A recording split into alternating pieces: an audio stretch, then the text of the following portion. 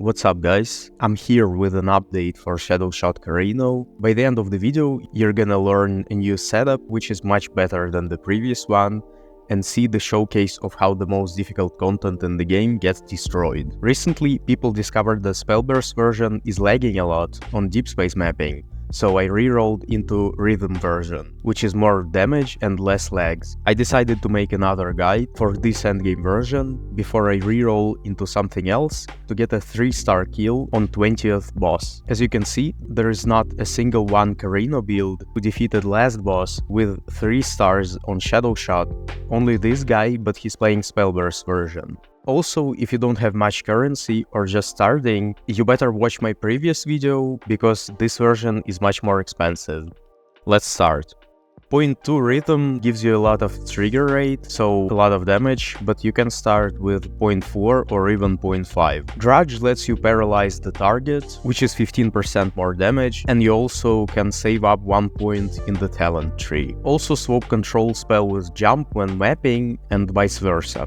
Forced start is used because I switched the unique armor with a crafted one, thanks to this candle with Barrier of Radiance. So now we're not recharging our energy shield each time we reap, so we have to use a different source of recharge, which is this skill. Second Shadowshot link with Track helps a lot with clearing, also inflicts additional stacks of wilt on solo target. Second curse, we can't use a second curse on our amulet like in the previous version, because our amulet is legendary now, so we have to use a skill.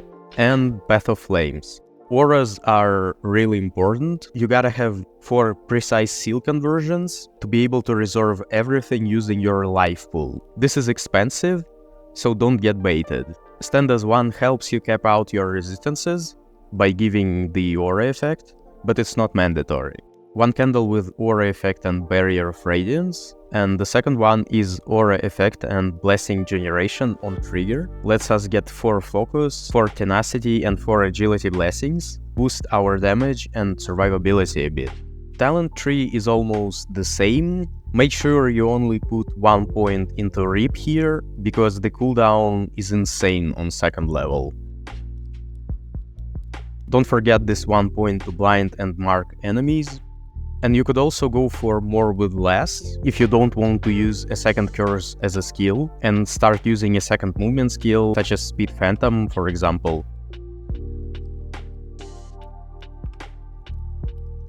Pedigree with Twisted Belief is mandatory. Best second mods are Affliction or Daze. Swap your Ascendancy depending on the one you get. The rest might differ. If you need Reap cooldown, go for Reap cooldown. If you need damage, go for damage. Stacking up Reap cooldown is very important. Mine is 630, everything between 6 and 700 is decent. I haven't seen anyone stacking it further. Guess it won't give you more DPS. Don't forget to get the blur effect.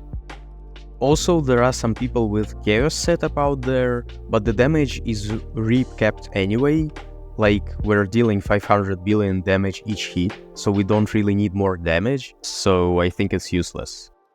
Memories are red, except the last one, because it has +2. Red with +2 is better, but very expensive. Block setup, Affliction effect, Reap cooldown, look for these 3. As you can see, both attack and spell blocks are capped, boost your defense significantly. Gear. I'm using a crafted helm now.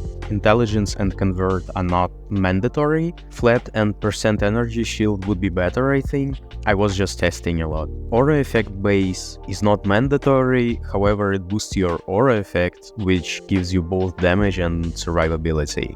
Body armor is also crafted. I haven't finished it yet. Also, you can reroll damage into int, % max energy shield or explode. I think Explode is the best one. Aura effect base is nice to have as well. Phantom is the core of this build. It gives you additional damage aura. You can use Deep Pain or Erosion Amplification. Just make sure that you're using a different aura on your boots. But take into consideration that it's not a precise version of the aura, unlike on your boots. It should be exactly 10% rolled, or 8% with Corruption, because this way you're getting +9 or +12 with Corruption to your main skill, since we are always on full mana. As you can see, my Shadow Shot is almost level 50, but it could be even higher with the legendary armor. Same gloves, but with corruption. Last stat is the most important one, base will damage is second important. Belt. This stat corrupted is mandatory. Your blur won't end if you're moving. As you can see, blur is 100, starts to fall off, and then it's 100 again. Also, don't get negative blur effect, it's really bad. Lone Walkers are corrupted. You also can buy the 6 aura ones, because we're using exactly 6 auras. Also, people sometimes think that they broke these boots by corrupting them into 6 auras, so you can snipe them cheaper. But yeah, 50 to 60% aura effect is huge. Auras are deep pain or erosion amplification. Just take both of them, one on boots and one on your amulet. Rings help to cap out your resistances. Both Reaping cooldown and Reaping duration increase your damage. Armor is also good, because it mitigates fizz and caps your resistances using this slate in your Tetris.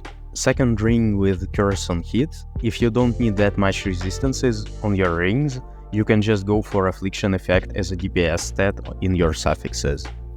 Wands are full T0 with blur effect implicit. Also, if you rolled into erosion penetration earlier, like right here, you can leave it as well. Headhunter would be nice to have as well, works great with this build, but it's a bit pricey. Also, someone asked for pets in the comments. Just go here, choose Persistent and use anything you have. Also, this pet that gives you +2 proj is really strong. But here are my pets. Unfortunately, I can't use this node because I'm never on full life, so I don't really get any benefits from this legendary pet. Overall build is perfect for absolutely everything. I'll showcase 5th Proof of the Brave and Deep Space map with Clockwork, which is the tankiest mechanic in the game, both without a Headhunter, Eternity if you wish, and using Magic Find pets that don't give me any damage. Would you like to build this? Leave your thoughts in the comments, don't forget to sub to not miss any future updates, and I'll see you in the next one.